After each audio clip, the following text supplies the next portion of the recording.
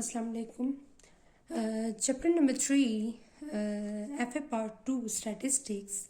Chapter number 3, properties of the hypergeometric probability distribution. हमारे पास properties क्या क्या है? हमारे पास properties the mean of the hypergeometric distribution, variance of the hypergeometric distributions, skewness, kurtosis, ये सारे हमारे पास इसकी प्रॉपर्टीज़ आती हैं. ठीक है, अब हमने क्या फाइंड करना है इधर इस लेक्चर नंबर 72 में mean of the hypergeometric distribution हमने फाइंड आउट करना है. Clear?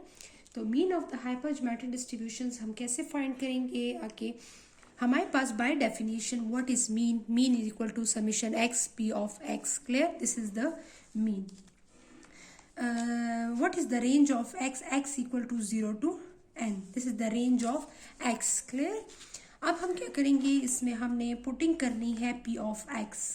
X equal to 0 to n. What is p of x? P of x is kcx n minus k n minus x divided by ncn. Clear? This is the function of the hypergeometric distributions. Clear? अब हमने यहाँ पर क्या करना है, यहाँ पर हमने अब अकॉर्डिंग ये देखना है कि कौन सा टर्म जो है वो कांस्टेंट है विद रिस्पेक्ट टू x. तो ncn is constant, so taking outside ncn, this is taking outside. So summation x runs from 0 to n x kcx and n minus k n minus x.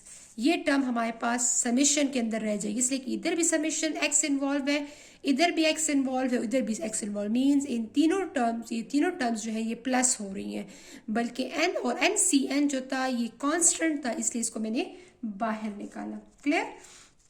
अब यहाँ पर इधर देखिए, तो यहाँ पर ये है कि अब यहाँ पर क्या अप्लाई करूंगी, 0 अप्लाई करूंगी, फिर 1 अप्लाई करूंगी. तो 0 अगर मैं यहाँ पर अप्लाई करूंगी तो ये टर्म 0, यहाँ पे 0, यहाँ पे 0, ये दो टर्म्स के साथ जब 0 यहाँ पर मल्टीप्लाई होगा तो ये टर्म बिल्कुल खत्म हो जाएगी, वैनिश हो जाएगी. ठीक है, तो ncn this is constant taking outside. आप इसको ब्रैकेट से बाहर कर लें.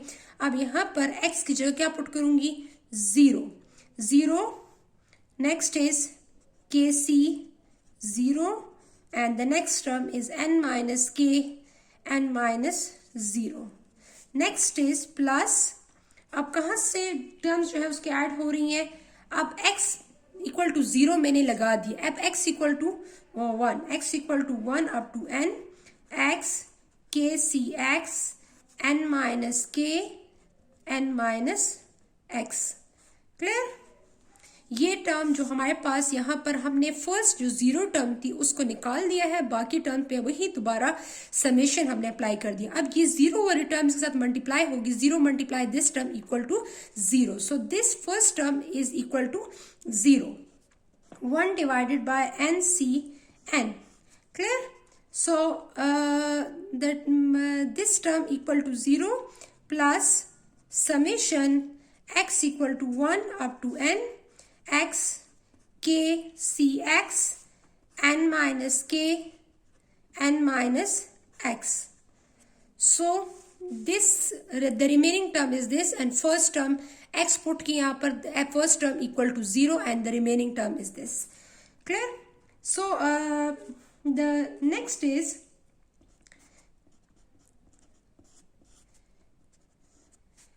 अब यहाँ पर क्या पुट करेंगे, यहाँ पर अब मैं इसको पुट करूंगी x को, यहाँ पर k c x को मैं ओपन करूंगी. क्लियर? तो x equal to 1 up to n. यहाँ पर what is k c x? You know that the combination formula k factorial x factorial k minus x factorial.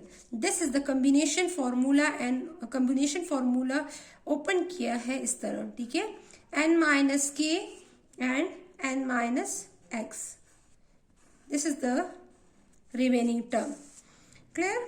So 1 divided by ncn. अब यहाँ पर हमारे पास इस k को मैं ओपन करूंगी x equal to 1 to n x, k open होगा k into k minus 1 factorial. k factorial जब ओपन होता है तो उससे नेक्स्ट टर्म में 1 सब्ट्रैक्ट होता है, फिर उसका फैक्टोरियल, फिर k माइनस 2 फैक्टोरियल, फिर k माइनस 3 फैक्टोरियल। इस तरह जो फैक्टोरियल ओपन होता है तो वो आप इस तरह 1 1 सब्ट्रैक्ट करते हैं और आगे जाता है। k फैक्टोरियल किसके इक्वल आएगी? k into k minus 1, k minus 2, k minus 3 up to so on last तक ये हमारे पास ज्यादा जाएगा। ठीक है, तो हमारे पास यहाँ पर x फैक्टोरियल है तो x factorial x into x minus 1 factorial and k minus x factorial, remaining term इस तरह आ जाएगी n minus k n minus x, this remaining term इस तरह आ जाएगी। अब हमारे पास x और x, यहाँ पर भी x है और यहाँ पे भी x है। x को मैंने ओपन किया, x फैक्टोरियल को, x फैक्टोरियल को मैंने कितना ओपन किया? x माइनस 1 तक मैंने ओपन किया है, तो ये x x is cancel out. Clear? So the remaining is 1 divided by n c n। Clear? So summation x equal to 1 up to n, the remaining is k, and here the k is constant। यहाँ पर x summation किस पे apply होगा? यहाँ पर x पे apply होगा, तो ये वाला k जो है ये कांस्टेंट है, तो इसको k को मैं क्या कर लूंगी? इस k को मैं बाहर निकाल लूंगी। ठीक है, तो यहाँ पर क्या रहेगा? k माइनस 1 फैक्टोरियल डिवाइड में x minus 1 factorial and k minus x factorial. Clear? तो ये टर्म रह जाएंगी n minus k n minus x, तो ये हमारे पास ये टर्म्स रह जाएंगी।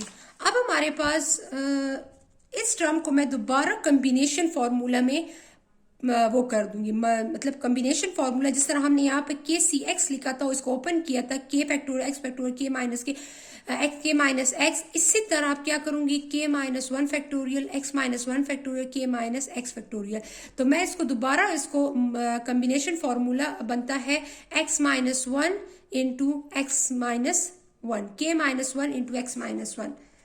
यहाँ पर आप साइड पे थोड़ा छोटे लिख भी सकती हैं। ठीक है, k minus 1 factorial divided by x minus 1 factorial and k minus x factorial किसके इक्वल आएगा? ये इक्वल आएगा k माइनस 1, कॉम्बिनेशन को हम इस फॉर्म में भी लिख सकते हैं। ठीक है, इस फॉर्म में k माइनस 1 x माइनस 1, तो k minus 1 factorial x minus 1 factorial k minus x factorial, तो इसको मैं लिखूंगी k minus 1 into x minus 1। अगर मैं इसको दोबारा ओपन करती हूँ तो मेरे पास यही आएगा k minus 1 factorial x minus 1 factorial और k minus 1 minus x minus 1, तो वो माइनस 1 प्लस 1 के साथ कैंसिल हो जाएगा यहाँ पर और माइनस x यहाँ पर आ जाएगा। ठीक है, तो यहाँ पर वो माइनस 1 और प्लस 1 जो है वो ऑलरेडी कैंसिल हुआ है, तो इसलिए हमारे पास k माइनस x आया है। तो अगर आप इसको ओपन भी करती हैं, यहाँ पर पुट करती हैं, तो हमारे पास इजीली आप फाइंड आउट कर सकती हैं। यूजुअली हमारे पास फॉर्मूला क्या था? के सी एक्स किसके इक्वल था? k factorial x factorial and k minus x factorial के इक्वल था। क्लियर? तो पहले मैंने इस टर्म को इस फॉर्म में लिखा, अब ये वाली टर्म मैंने दोबारा इस फॉर्म में कन्वर्ट कर दी है। तो अब हमारे पास k n c n ये कांस्टेंट है, ये बाहर आ जाएंगे और रिमेनिंग क्या रहेगा? रिमेनिंग हमारे पास summation x equal to 1 up to n and k minus 1 and n x minus 1। Clear? n minus k and n minus x, ये टर्म जो है ये हमारे पास फिर दोबारा हमने इसको उस फॉर्म में मर्ज कर लिया है, उस फॉर्म में कन्वर्ट कर लिया है जिस तरह ये वाली फॉर्म थी। तो x x कैंसिल हो गया, k कांस्टेंट था वो बाहर चला गया, फिर दोबारा जो टर्म बन गई वो हमारे पास फिर दोबारा ये टर्म बन गई। क्लियर? अब हमने क्या करना है, इसको यहाँ पर जो कांस्टेंट है वो आप इधर ही लिख लेंगी। ठीक है, जो कांस्टेंट टर्म्स थी k n c n ये कांस्टेंट थी और द रिमेनिंग क्या रहेगा? Remaining is x equal to 1 up to n k minus 1 and x minus 1। ये डिवाइड नहीं है, ये कॉम्बिनेशन फॉर्मूला को हम इस तरह ब्रैकेट में इस तरह लिखते हैं। ठीक है, ये डिवाइड नहीं लगाना अपने यहाँ पर, and multiply by n minus k n minus x। Clear? अब आप हमने क्या करना है, अब हम यहाँ पर सपोजिशन करेंगे। सपोजिशन हमने किस तरह करनी है? Let y is equal to x minus one. x minus one को सपोज करना है कि हमारे पास किसके इक्वल है, y के इक्वल है। सो यहाँ पर x क्या आएगा, अब x किसके इक्वल आएगा, तो x हमारे पास यहाँ पर x इक्वल आएगा, ये माइनस वन इधर आ जाएगा, तो हमारे पास x किसके इक्वल आएगा, y प्लस वन की। मीन्स x माइनस वन की जगह हम y पुट करेंगे और x जो होगा तो x के लिए फिर हम इन माइनस वन को इधर शिफ्ट कर लेंगे, तो वो हमारे पास किसके इक्वल आएगा, वो y प्लस वन के इक्वल होगा। ठीक है, और सपोजिशन में हमने ये किया है कि x minus one is equal to y। So if x equal to, हमारे पास x की रेंज क्या है, x equal to 1 to n। अगर हम x 1 पुट करते हैं तो यहाँ पर हमारे पास क्या होगा, फॉर एग्जाम्पल अगर x हम यहाँ पर 0 पुट कर लूँ, x इक्वल टू 0, स्टार्ट कहाँ से हो रहा है, सॉरी स्टार्ट यहाँ पर 1 से हो रहा है, 1 स्टार्ट कहाँ से हो रहा है, 1 से, तो x की रेंज क्या है 1। तो अगर मैं यहाँ पर 1 पुट करती हूँ, 1 minus 1, so the y is equal to 0। y का क्या आंसर होगा, y की रेंज क्या होगी 0, इसलिए कि अब मैं इसको कन्वर्ट करूंगी इनटू y में। ठीक है, और अगर x हमारे पास यहाँ पर क्या है n, तो अगर मैं इसको n में कन्वर्ट करती हूँ, यहाँ पर x की जगह क्या लिखूंगी n, तो y की रेंज क्या होगी n माइनस 1। तो वहां पर यहाँ पर x की वैल्यू n लिख लेंगे, तो यहाँ पर y की रेंज क्या होगी, y की रेंज बन जाएगी n माइनस 1। सो हमारे पास x y किसके इक्वल होगा, x माइनस 1 के, और y की रेंज क्या होगी 0 एंड n माइनस 1। अब मैंने इसको इस फॉर्म में कन्वर्ट कर देना है, x को मैंने किस से रिप्लेस किया, न्यू वेरिएबल y से रिप्लेस किया। क्लियर, तो k n c n यहाँ पर, और यहाँ पर क्या आ जाएगा, समीशन अब कौन सा लगेगा, y का, y की रेंज क्या होगी 0 से n माइनस 1। क्लियर, और यहाँ पर k माइनस 1 यहाँ पर आ जाएगा ऊपर, और नीचे क्या होगा, x माइनस 1 की जगह क्या आएगा y। Clear, n minus k, और यहाँ पर n minus x। What is n, n यहाँ पर क्या है n माइनस, और x की जगह क्या पुट करूंगी, अब x की जगह मैं y प्लस 1 पुट करूंगी। ठीक है, तो y प्लस 1। क्लियर, तो x की जगह y प्लस 1 होगा और x माइनस 1 की जगह y आ जाएगा। अब यहाँ पर इसको ओपन कर लें, k divided by n c n। अब यहाँ पर range of y equal to 0 into n minus 1, k minus 1 into y, and the next term is n minus k n minus y minus 1। अगर यहाँ पे आपने divide लगाया तो इसका सेंस गलत बनेगा। दिस इज द कम्बिनेशन, इस कम्बिनेशन को हम इस फॉर्म में लिख सकते हैं, this is the combination formula. ठीक है, और अगर आपने डिवाइड लगाया तो उसका सेंस कुछ और बनेगा, मीन आपने डिवीजन यहाँ पर कर रहे हैं, तो आपका सारा गलत हो जाएगा। तो हमारे पास अब क्या है, अब हमने इस क्वेश्चन में क्या अप्लाई करना है, hypergeometric identity। Hypergeometric identity, you know that the hypergeometric identity apply the hypergeometric identity। hypergeometric identity हमारे पास किसके इक्वल है, r equal to 0 to k into m into r and r into k minus n into k minus r is equal to m plus n and k। This is the hypergeometric identity। r की range क्या होगी 0 to k होगी, और m c r होगा, n into N C के minus are, और इन दोनों को प्लस होगा। फॉर एग्जाम्पल आपके पास ये फॉर्मूला है, इस तरह बन रहा है, तो आपने m प्लस n इन दोनों को प्लस कर लेना है और इन दोनों को भी आपने प्लस कर लेना है। तो r माइनस r कैंसिल हो जाएगा, रिमेनिंग क्या रहेगा k। तो r equal to 0 to k। अब हमारे पास यहाँ पर क्या है, यहाँ पर भी रेंज है 0 इंटू r माइनस 1। तो अगर इसको मैं प्लस कर लूँ, ये हो जाएगा, और ये इसको भी प्लस कर लूंगी, तो रिमेनिंग जो आएगा फिर वो मैं यहाँ पर लिख लूंगी। अब इसी मेथड पर हम ये फॉर्मूला अप्लाई करेंगे, इसी जगह पर हम ये वाला फॉर्मूला अप्लाई करेंगे। मीन्स आपके पास ये वाला बिल्कुल सेम R से लेके K तक मतलब ये रेंज बन रही है, तो हमारे पास इस मेथड पर हम ये फॉर्मूला अप्लाई करेंगे। ये फॉर्मूला किसके इक्वल है? इसके इक्वल है। तो अब यहाँ पर जो भी टर्म्स थी हमने उनको ऐड किया है, ठीक है, लेकिन अब यहाँ पर जो टर्म्स होंगी हम उसको ऐड करेंगे। तो चलिए हम इसको सॉल्व करते हैं। Divided by N C N, this is the constant, ये तो कांस्टेंट है हमारे पास, ठीक है। अब हमने इसको किस तरह सॉल्व करना है? यहाँ पर इसको अगर मैं ये सारी बात, ये दोनों प्लस इस फॉर्म में है तो इसको मैं इस फॉर्म में लिख सकती हूँ। तो ये क्या आएगा? k माइनस के खत्म हो जाएगा, रिमेनिंग क्या रहेगा? n minus one. तो यहाँ पर n माइनस वन आ जाएगा, इनको प्लस किया है, ठीक है। और इनको जरा प्लस करें तो y माइनस वाई ये खत्म हो जाएगा, रिमेनिंग क्या रहेगा? n minus one. तो रिमेनिंग n माइनस वन। जिस तरह इस रेंज पर हमने अप्लाई किया था तो ये इसके इक्वल था, इस तरह ये भी इस टर्म के इक्वल आएगा जब इन दोनों को प्लस करेंगे। तो हमारे पास यहाँ पर हाइपरज्योमेट्रिक आइडेंटिटी आपने अप्लाई करनी है, क्लियर। तो अब हम क्या करेंगे? हमने कॉम्बिनेशन का फॉर्मूला लगाना है और कॉम्बिनेशन के फॉर्मूले से हमने इसको सॉल्व करना है। के एन फैक्टोरियल, यहाँ पर क्या है? Small N factorial N capital N minus N factorial, clear. यहाँ पर मल्टीप्लाई होगा n माइनस वन फैक्टोरियल, यहाँ पर डिवाइड में n माइनस वन फैक्टोरियल, और यहाँ पर n माइनस वन, ठीक है, यहाँ पर n minus one minus n minus one, ठीक है। यहाँ पर ये दो टर्म्स जो है, फर्स्ट माइनस फिर सेकेंड टर्म, ये दो टर्म्स है, ठीक है। इस तरह हमारे पास NCR होता है, तो NCR हम किस तरह लिखते हैं? यहाँ पर n factorial r factorial n minus r factorial, ठीक है। तो ये n है हमारे पास, ये r, ये दोनों एक दूसरे से सब्ट्रैक्ट हुए हैं, माइनस हुए हैं।